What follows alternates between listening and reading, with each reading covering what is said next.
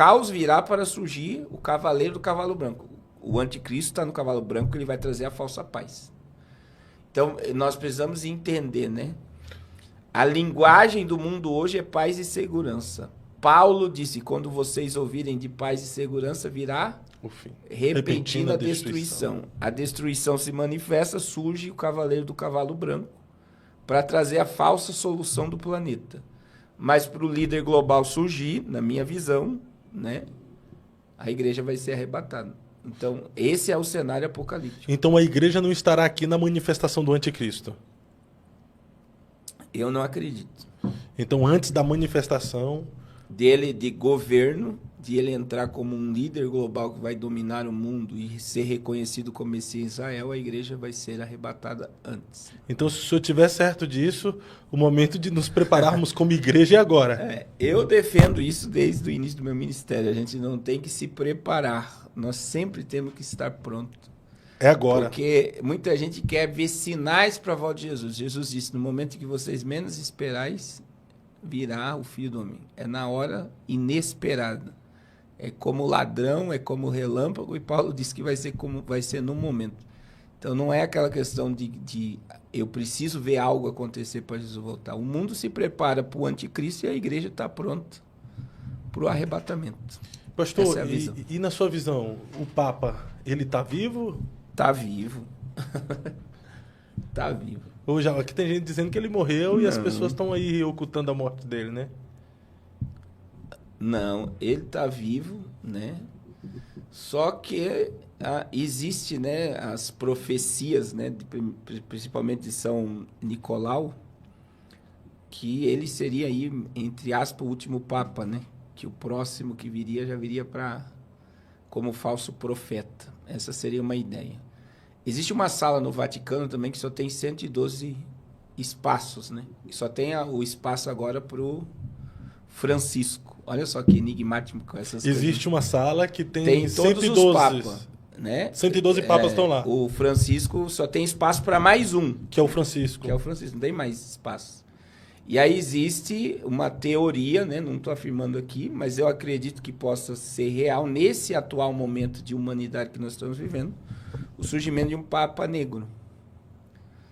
Existe essa ideia, né? Porque o latino, como o Francisco, já é uma quebra de cultura, né? E o latino trouxe toda a perversão da Igreja Romana.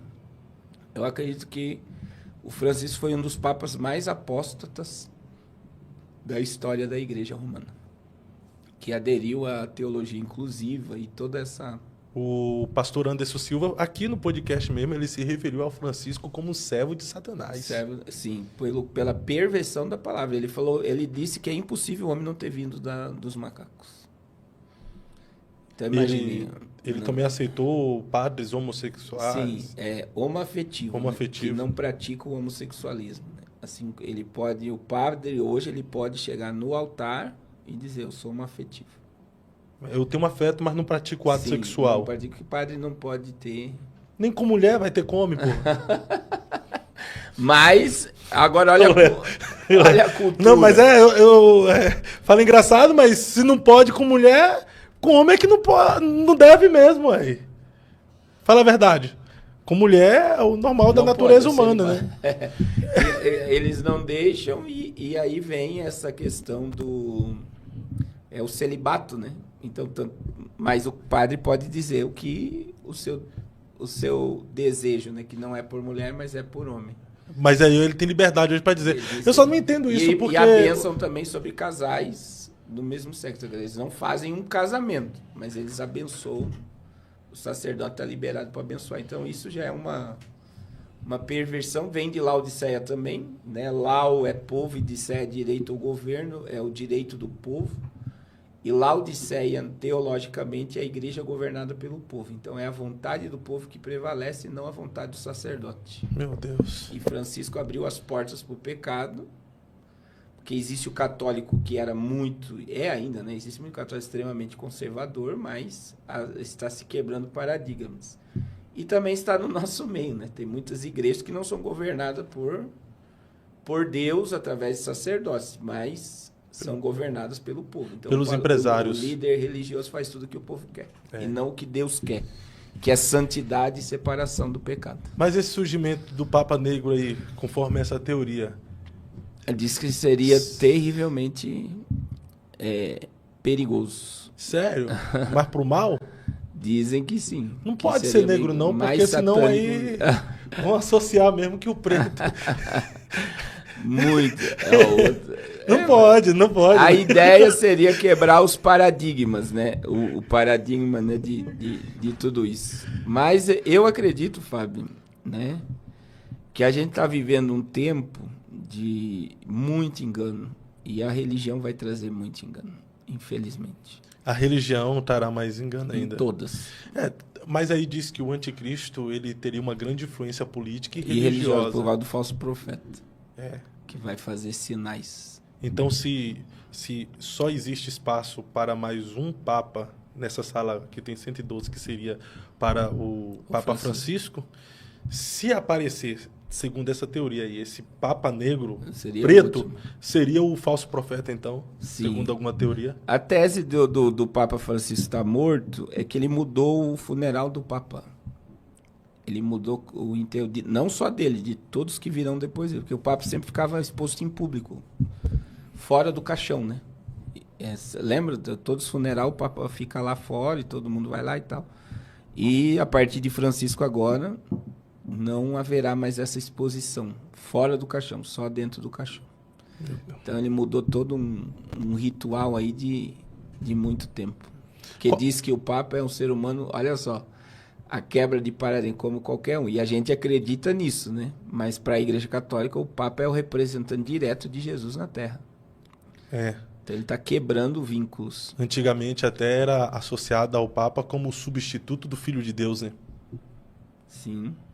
Ô pastor, mas qual seria a mensagem de despertamento de Deus para esse tempo, para essa geração, mediante a tudo que nós estamos vivendo? Eu digo assim, Fábio, não tá fácil. Eu tenho um texto lá de Mateus 25, lá 6, né, que eu sempre cito ele, né? E tardando o noivo, todas dormiram. Não foi 5 virgens que dormiram, foram as 10 virgens. A diferença é que quem tinha azeite em reserva. Então, assim, o azeite em reserva é o relacionamento, é a intimidade que a pessoa tem com Deus, com o céu, com a palavra, com o desejo de estar na presença de Deus, né? Porque é muito simples. Se eu não tenho desejo de orar, de jejuar, de ler Bíblia, de ter contato com Deus, de ter comunhão com Deus aqui na Terra, que céu é esse que eu quero ir? Que eu não tenho desejo. Então, para Filadélfia, Jesus disse, né? Mesmo com pouca força, não negasse o meu nome. E essa foi a palavra, né? E Jesus fez uma promessa para Filadélfia. Eis que ponho diante de ti uma porta aberta que ninguém pode fechar, né? Então a gente está vivendo um tempo que muita gente está com pouca força, mas a gente não pode negar o nome de Jesus, tem que perseverar. Tendo pouca força, não negaste o meu nome. E é tempo de ter azeite em reserva, é tempo de se desligar um pouco da terra e se conectar ao céu. Perfeito, perfeito. Que forte. Queria ter essa calmaria do pastor Carlos Cardoso. Vai acabar tudo. Meu Deus do céu. O Napoleão Falcão que liga. Meu Deus. O Napoleão Falcão liga pra mim e diz, eu tô calminho igual tu. Eu queria ter essa calmaria para falar que tá tudo acontecendo, ter essas informações que ele tem e passar. E tá tudo bem. E tá tudo bem, né? Mas isso é fé, confiança. É muita tribulação, né? Que é a tribulação que gera paciência. É verdade, verdade. Terrível. E esse cara aí agora que vai aparecer? Qual a sua visão apocalíptica a respeito dele? Meu Deus. Quem é? Suspense. Suspense. Tô esperando ele aparecer. Esse aí, ó. Eita. Papa Francisco. Seria um falso profeta? Esse... Autoridade muito reconhecida. Tem influência política e religiosa, né? Ele... Primeiro que o Papa Francisco é o Papa mais profano, né, da Igreja Católica. E quem fala isso são os próprios bispos e padres da Igreja Católica. Não é uma fala de pastor. Os próprios católicos falam isso. Então, o Papa Francisco, no ano passado, Fábio, o que é Laodiceia, né? As pessoas perguntam assim, Laodiceia. Primeiro, o que ele fez? Só para você ter ideia do nível, né? Ele negou a existência da criação. Ele disse que a gente veio dos macacos, então não foi Deus que criou o homem. Isso fala dele. Ele negou a existência da criação ele fala que nós viemos da... Evolucionismo mesmo? Evolucionismo. Outra coisa, ele falou, se um ET viesse à Terra, ele batizaria, né? Isso é fala dele. E em outubro, eu vou para resumir assim, as heresias são fortes, mas em outubro do ano passado, todo mês de outubro, o Vaticano se reúne, o clero, para decidir o próximo ano. E ele tirou o poder do clero em outubro do ano passado e chamou o povo. O nome disso é sínodo, né? Eles fazem o sínodo do Vaticano para decidir o que a igreja quer. E o que ele fez em outubro? Ele tirou o clero e deu ao povo. Laodiceia, daí entra a questão de Laodiceia. Lau significa governo. E Diceia, Lau significa povo e Diceia, governo. Então, o que é Laodiceia? Igreja governada pelo povo. Aí ele faz isso no mês de outubro e em dezembro o que ele fez? Ele liberou os padres a abençoar casamento de pessoas do mesmo sexo. O que ele fez? A vontade do povo. Do povo, que é nessa agenda globalista e woke, né? Woke, que é vamos abraçar. Outra coisa, o Papa é comunista. Esse Papa. Porque o nome dele é Gregório, ele aderiu o nome Francisco. O que é o movimento franciscano? O movimento franciscano odeia a riqueza. E quem é que odeia capitalismo? Comunista. E a história do movimento franciscano existia um menino chamado Francisco que o pai não dava bola, e o pai era rico. Ele saiu de casa, foi para a rua e se reuniu pessoas com ele e começou o movimento franciscano odiando a riqueza. Então, e aí esse movimento, esse Francisco que se levantou contra a riqueza se transformou num santo da Igreja Católica. Ele adere o nome Francisco para não é só a questão do viés de contra, é por causa do viés comunista. O Lula saiu da cadeia, qual é o lugar que ele foi? Presidência. Ele foi para o Vaticano. É verdade. Foi pedir a benção do Papa. Recebeu a benção do Papa. Então, veja bem. E outra coisa, o Ortega, né? Que ele mandou um monte de padre embora da... Até hoje estão perseguindo bispos. Sim. Ele fez alguma coisa? Até hoje não fez nada, né? Eu posso estar enganado, mas eu não vi um pronunciamento dele a respeito. Agora, existe algo muito forte, né, na minha visão. E isso quando o João Paulo II caiu, veio Bento XVI e Bento XVI renuncia e entra Francisco. Existe a questão teológica disso, que é o quê? Bento XVI era ultraconservador.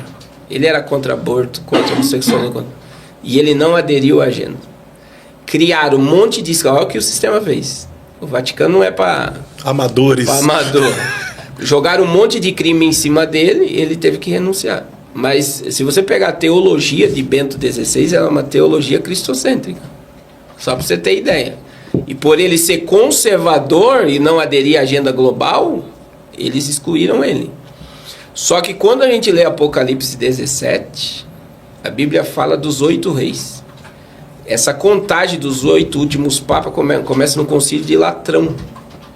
Só que a Bíblia fala da morte do sexto, virá um por um pouco de tempo que iria renunciar. Está dessa forma lá em Apocalipse 17. E aí o sexto iria se manifestar no 8º. E aí muita gente acredita que o João Paulo II vai ressuscitar, porque ele está lá intacto, é filmado, você consegue vê-la do João Paulo II e sendo filmado. Mas é muito forte isso aqui. No funeral de João Paulo II, que está o quê? Houve um ritual satânico no funeral de João Paulo II. É mesmo? Ele foi enterrado em 3 caixão. E o caixão mesmo, que está lá na Praça de São Pedro, quando eles colocam, você vai ver que a cabeça de João Paulo... Imagina que a ponta vermelha aqui é a cabeça dele, está aqui. Ele está aqui no corpo. Só que a cruz ficou de cabeça para baixo aqui. E quando você estuda, daí ele foi colocado dentro de um... Por que o corpo dele não entrou em decomposição? Ele foi colocado num caixão de chumbo. Aí vem o caixão e aquele caixão lá, simples lá, que colocaram ele lá. São 3 caixões. E foi um ritual. E faz muito tempo que eu não falo sobre isso. Então eu não lembro, mas se pesquisar, as pessoas vão encontrar o ritual satânico do funeral de João Paulo II. O que significa esse ritual? Todos os demônios que operaram através do seu pontificado foram presos dentro daquela catatumba. Meu Deus do céu, isso é macabro. E foi aberto para ver a transferência. A ideia seria que, a minha ideia é espiritual, dentro dessa visão escatológica. Posso estar errado, tá? É que, isso aqui dá polêmica, né? O povo vai, o povo vai endoidar, agora o povo vai bater com força. É que os demônios que operaram no pontificado de João Paulo II foram para o último, para o 8º rei, que é Francisco, porque ele aderiu à mesma agenda de João Paulo II de globalizar o mundo, de uma igreja para todas. Foi no pontificado dele que foi inaugurado no Emirados Árabes o Crislã. Judeus, muçulmanos e cristãos, está lá no site do Vaticano. Judeu, muçulmano e cristão adorando o único Deus no mesmo lugar. Daí tem lá uma igreja, uma sinagoga e uma mesquita. E ele é o cabeça do Crislã hoje, a unidade religiosa mundial. Meu Deus. Seria o falso profeta? Na minha visão, ele tem grande chance de ser o falso profeta. Se não é, ele trabalha juntinho. Rapaz, mas ele existe... eu tô ficando com medo, porque... olha a idade desse homem, olha como ele tá. Se ele for o falso profeta, eu não morro antes do arrebatamento da igreja. Mas é isso mesmo, Jesus está às portas. É nessa visão. Quando você vê esse cenário, ele é muito profético, né? Ele é muito escatológico. Mas existe toda essa ligação, e se você puxar, não é teoria. É uma realidade. Ele está trabalhando não a favor, mas contra o verdadeiro evangelho. E essa unidade que ele está fazendo é assombrosa. De uma igreja unida, né? Com todas as religiões. Isso não é teoria, é uma verdade apocalíptica, então. Sim. E aí você tem, por exemplo, quando eu falei do Abner aqui. O Abner Ferreira teve lá numa reunião do Vaticano com hindus, muçulmanos e várias religiões. E o que ele fez? Ele chamou o Papa do quê? Vossa Santidade. Vossa Santidade. Bateu continência pro Papa. Então, para mim, um cara desse não devia nem ser chamado pastor. Porque é uma coisa que não se mistura. Não existe santidade dentro do Vaticano. Quando você pega a história do Vaticano, a construção da Basílica de São Pedro, o tanto de sangue que foi derramado, o poder que a igreja tem sobre o mundo, o poder que a igreja católica, o Papa Pio XII liberou Hitler matar os judeus. Então, assim... É uma influência global, né? Então jamais pode ser chamado de Vossa Santidade o Papa, né? Dizer que esta igreja, né? Que é a cabeça da grande meretriz, né? Não é... como é que fala? Não é que... Não é que ela é a Babilônia. Ela é a cabeça. Mas quem seria a grande Babilônia? Todo sistema religioso que não propaga a verdade. Ô pastor, mas só para deixar o povo um pouquinho contextualizado sobre esses acontecimentos. Se fosse hoje para o senhor, dentro das suas previsões apocalípticas, não o senhor afirmando mas dentro de suas previsões apocalípticas, se fosse para o senhor apontar o anticristo, o falso profeta e... qual é o outro? É a tríade satânica, né? É o dragão. Daí o dragão ele vem na Terra através do arrebatamento. Tem o falso Cristo, o falso profeta e... tem o dragão. Mais o dragão, não, mas tem outro, não tem? É o dragão vermelho, né? O dragão? O dragão Quem seria? 13. Quem seria essa tríade satânica aí? Então, hoje, né, tem essa previsão, né? Que seria, pode, e não estou afirmando, né? A minha questão, o falso profeta é o Papa Francisco. Foi o Papa que mais se distanciou da Bíblia dentro do clero, né? O pontificado do Papa Francisco, por exemplo, ele aprovou gays serem padres. Foi agora, né? Sim. Já começa por aí. Quer dizer, a ideia não, o cara vai praticar o homossexualismo e vai ser padre. Não, não é isso. Segundo eles, o cara pode dizer que ele é gay, só que ele não pode praticar, assim como existe o celibato para o sexo com mulher, também não vai praticar com homem. Seria a questão Mas ele pode se posicionar. Eu sou gay. Seria a questão do homoafetividade e homossexualidade, né? Sim. O homoafetivo, ele tem afeto pela pessoa do mesmo sexo, mas não pratica o sexo, né? Então o homoafetivo pode ser padre. Pode ser padre. O cara fala, não, eu sou homoafetivo, mas eu não pratico. Pode ser padre? Pode ser padre. Sacerdote? Agora pode, pelo Vaticano. Outra coisa, aí entra... Apesar de que, não falando não, mas a maioria dos padres, desculpe gente, mas pode não concordar, tem um jeitinho, tá? Aí vem... Então... Temos que orar até pelo padre Fábio de Mello, né? Tem um pastor Flávio Amaral aí que eu acho que a mídia vai perseguir ele, viu? Já perseguiu, parece até no... pastor Flávio Amaral, ele veio de lá, né? Ele veio de lá, então ele conhece, ele sabe que os a negócios. depressão dele é que ele quer sair do armário. Aí... Rapaz, por que eu falei isso? Eu vou apanhar tanto agora. Você gosta? Não, eu falei, não, mas a maioria dos padres, eles são mais...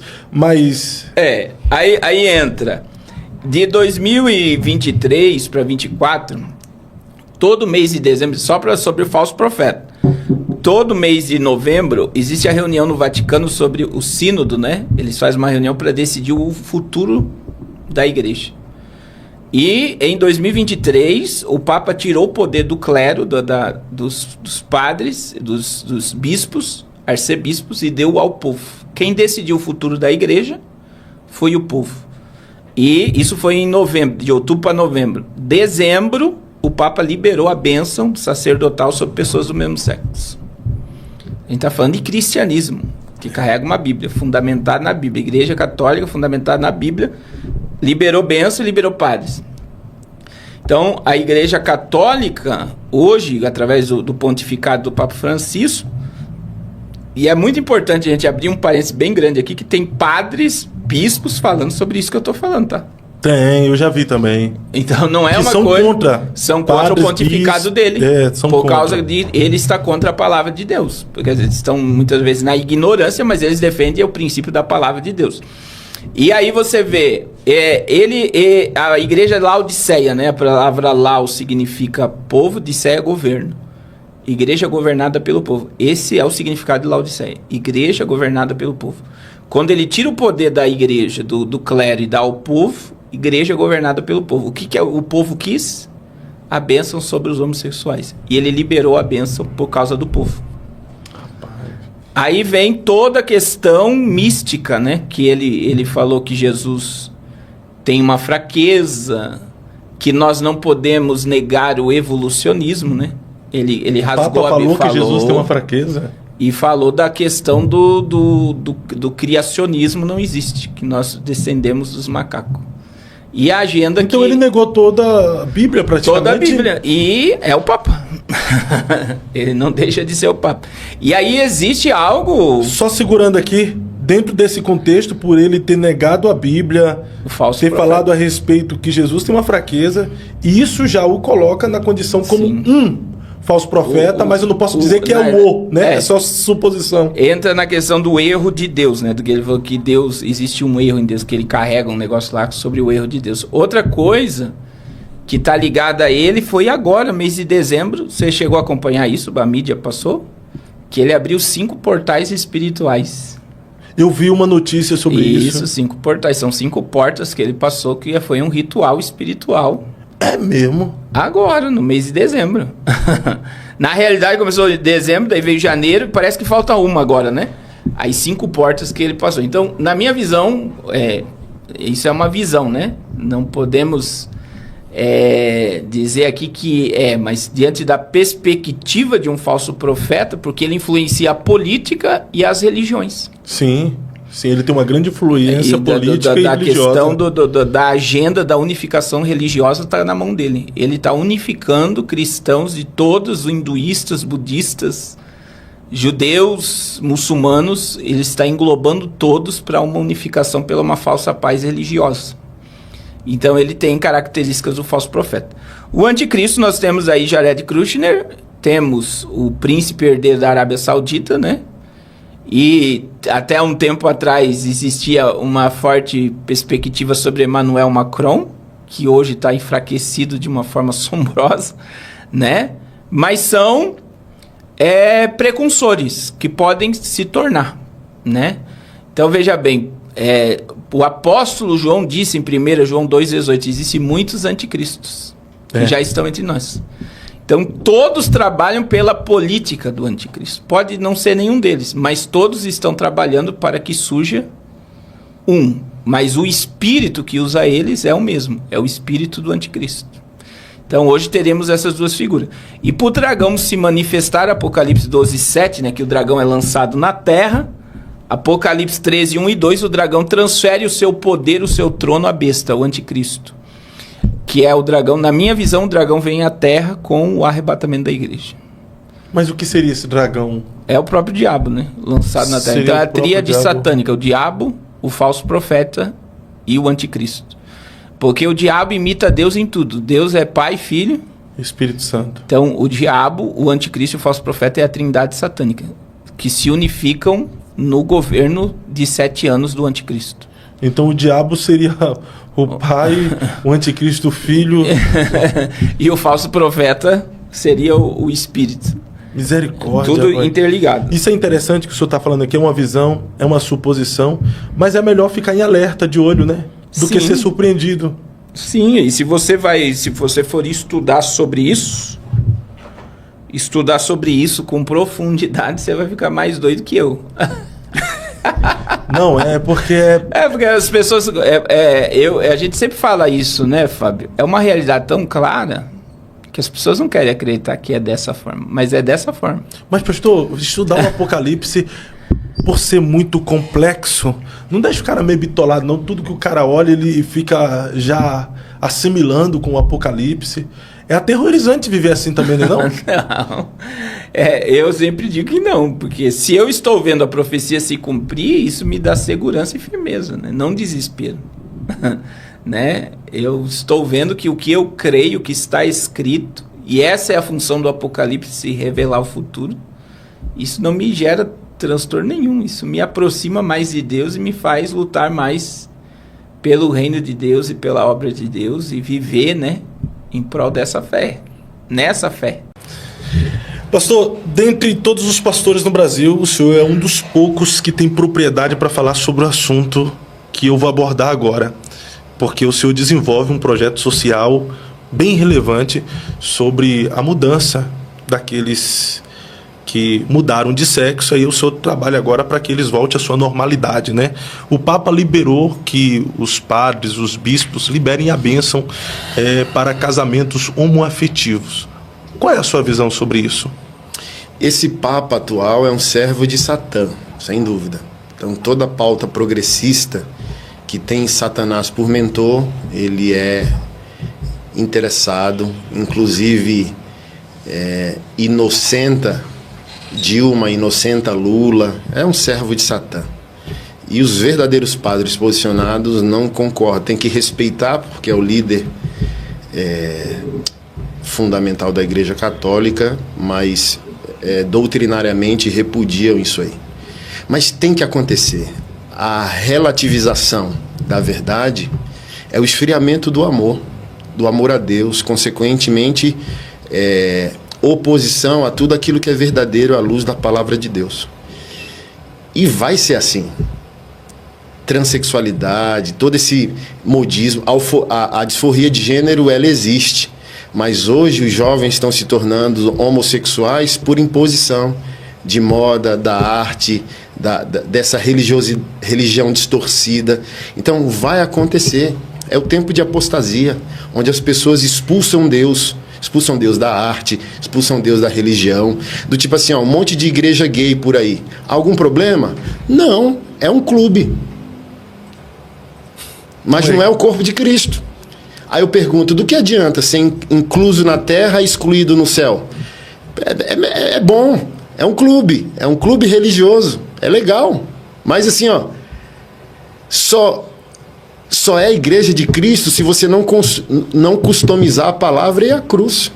Agora, se você tem uma igreja que te aceita, mas relativiza o peso da palavra, não é uma igreja, é um clube.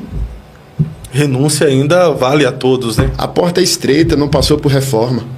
Perfeito. Mas, pastor, o senhor há de concordar também que falta muita capacitação e habilidade das igrejas mais tradicionais para lidar com esse público que sofre realmente com a homossexualidade. O que fazer? Qual o caminho, qual o direcionamento a igreja deveria tomar para abraçar esse público e cuidar deles? Porque, por exemplo, tu vai numa igreja mais tradicional, o homossexual chega lá e ele se sente meio que ameaçado. Ele se sente machucado pelos olhares. Infelizmente, a comunidade, igreja tradicional, eu não digo que são homofóbicos, mas existe um preconceito sobre a pessoa do homossexual. Alguns vão dizer que é demônio, outros vão dizer que é doença, mas ninguém consegue tratar de forma como o senhor tem um trabalho. Isso, eu digo, a maioria das igrejas no Brasil. Então, vê essas igrejas inclusivas abraçando. Porque existem homossexuais que lutaram praticamente a vida toda para ser livre da prática homossexual e não conseguiu. Aí vem um pastor, uma pastora que diz que Deus aceita como ele é e que a santidade da Bíblia não está falando relacionado simplesmente à homossexualidade e sim à fidelidade. Aí eles acabam se deixando levar por esse engano. O que fazer? Entender que conversão não anula instinto.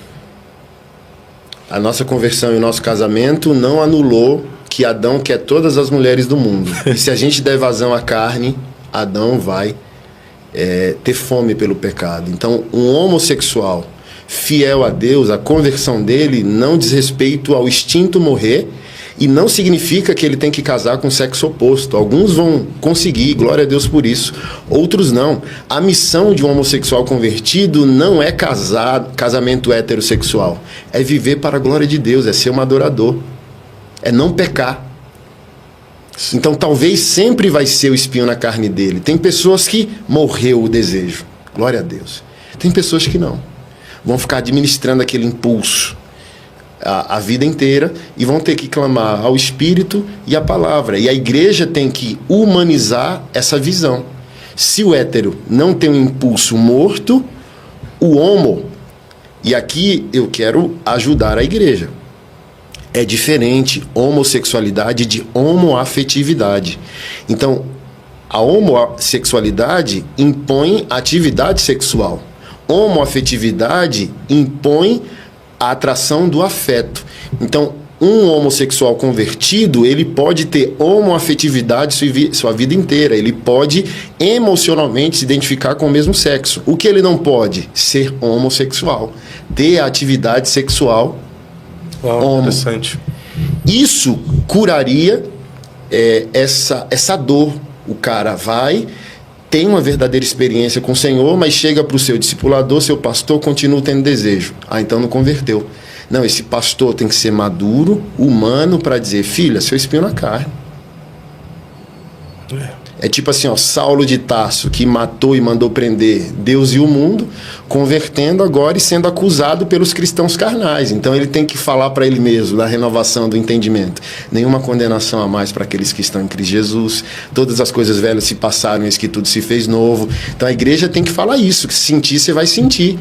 Você não pode impedir um pássaro de voar sobre a sua cabeça. Você vai ser tentado, mas você pode impedir um pássaro de fazer um ninho na sua cabeça.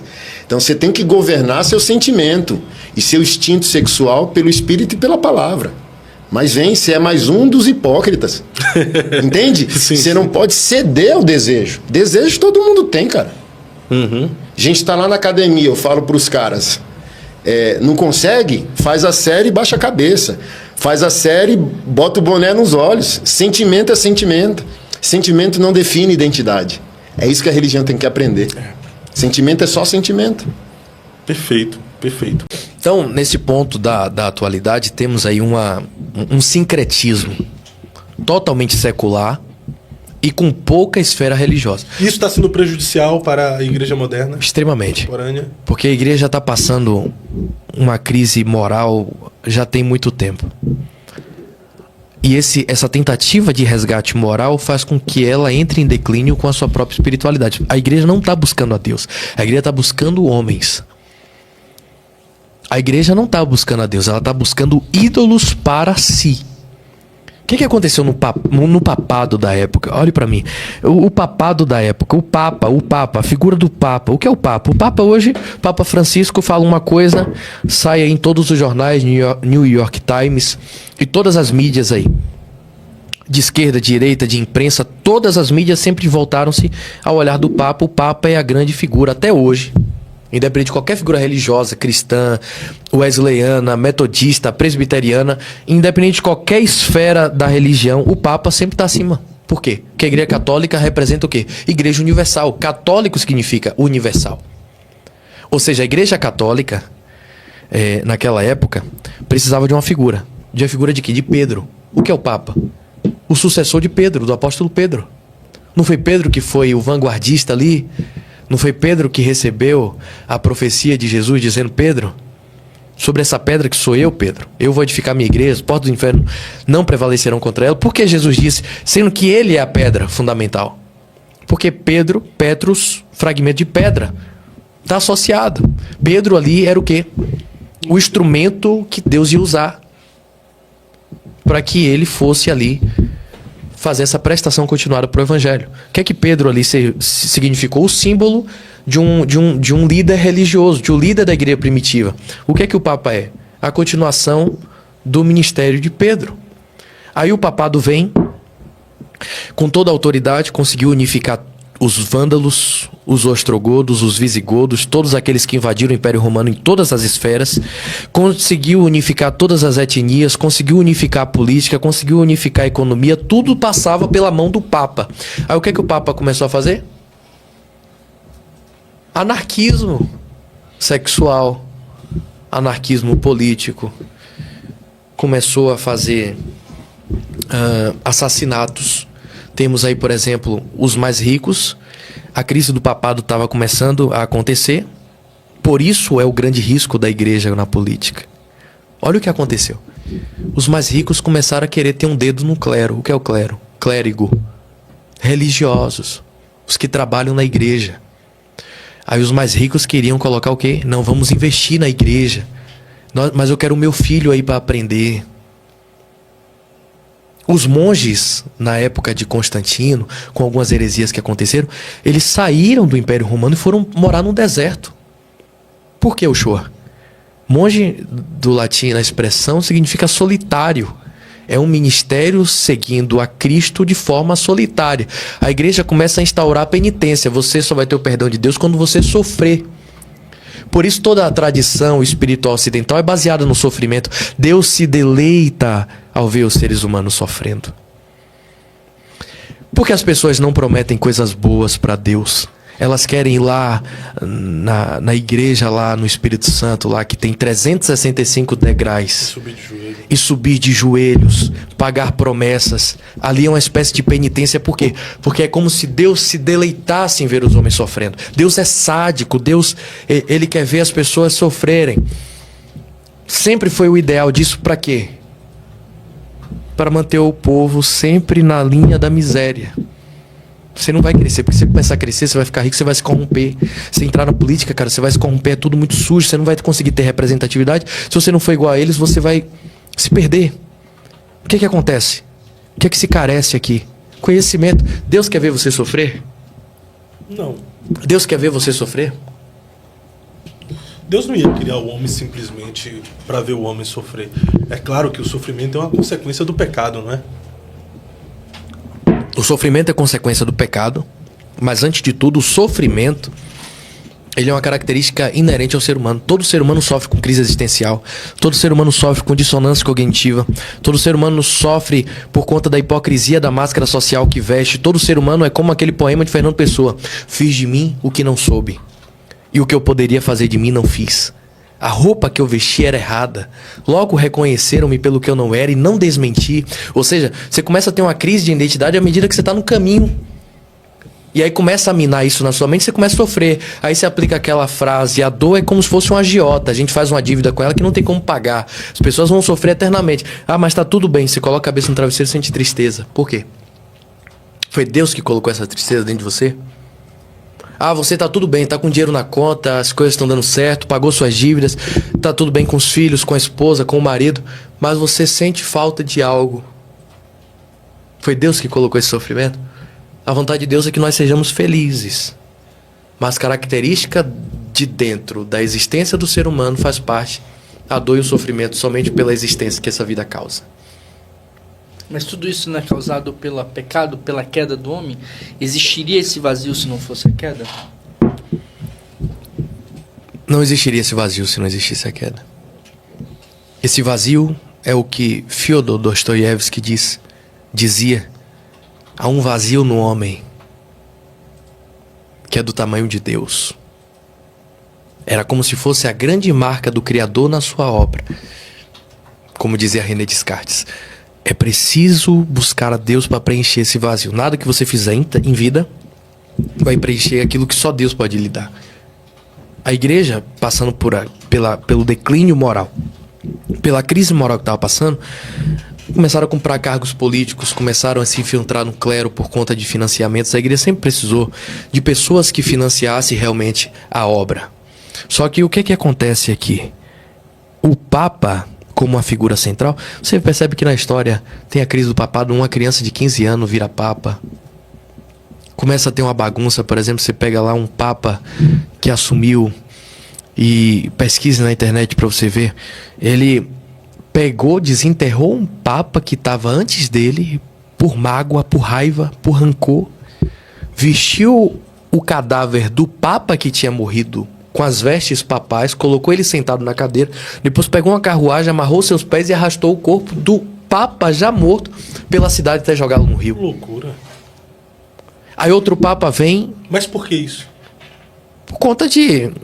O declínio moral da igreja estava começando a ser evidenciado. Então, a natureza humana ali, na figura religiosa, estava começando a ser evidenciada. Nada era muito puro. Nada era muito espiritual.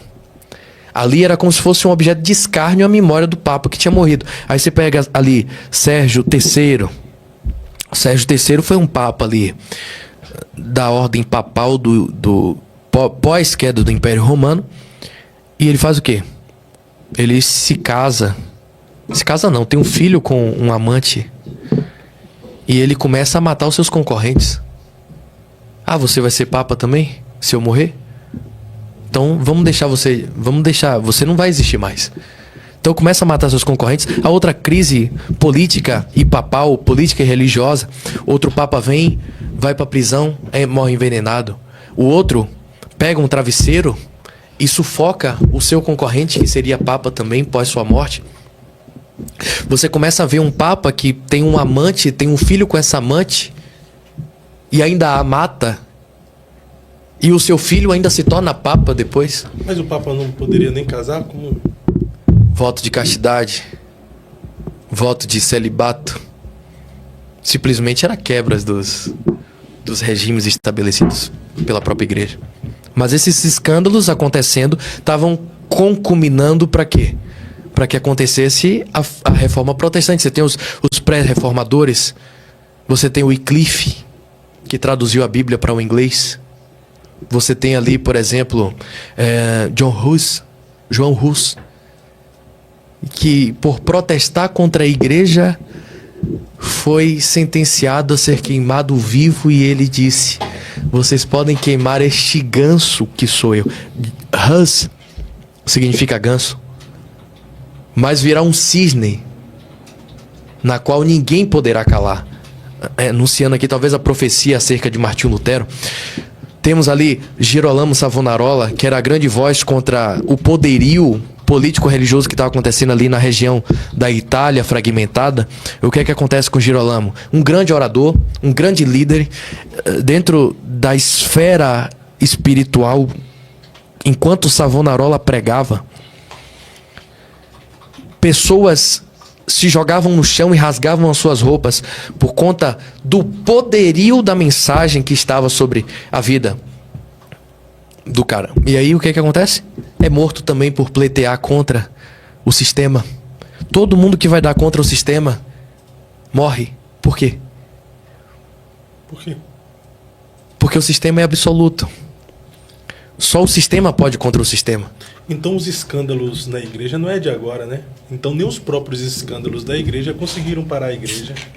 E comparado aos escândalos que nós temos hoje, então hoje em dia nós nem temos escândalo, né? Pô, olhando essas histórias macabras aí, a igreja tá santa, pura.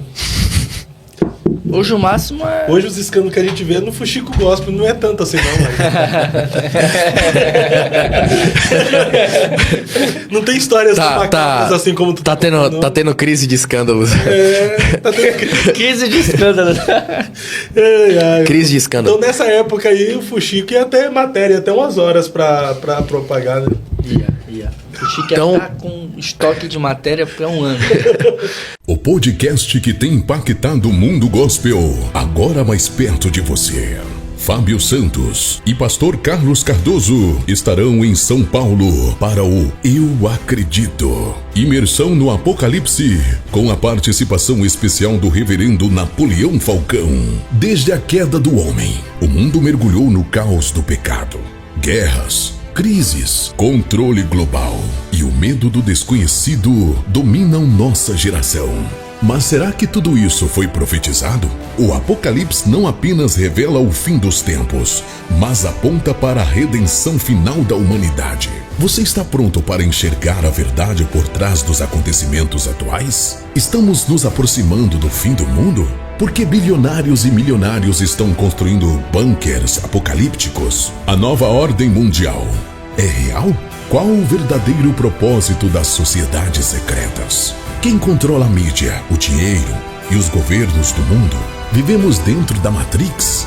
O que o Apocalipse revela sobre o fim do papel moeda? Já estamos sobre um regime totalitário? O aquecimento global é real ou uma narrativa? Um apagão digital pode acontecer? Estamos à beira de um reset financeiro? O Apocalipse anuncia juízo, mas também esperança e redenção. Você está preparado? Descubra as respostas para estas questões e aprofunda-se na verdade profética. Data: dia 7 de junho, às 17h30. Local: no Iponde. O negócio é com Deus, na Vila Maria, Rua Sobral Júnior, número 671, em São Paulo. Não fique de fora dessa imersão.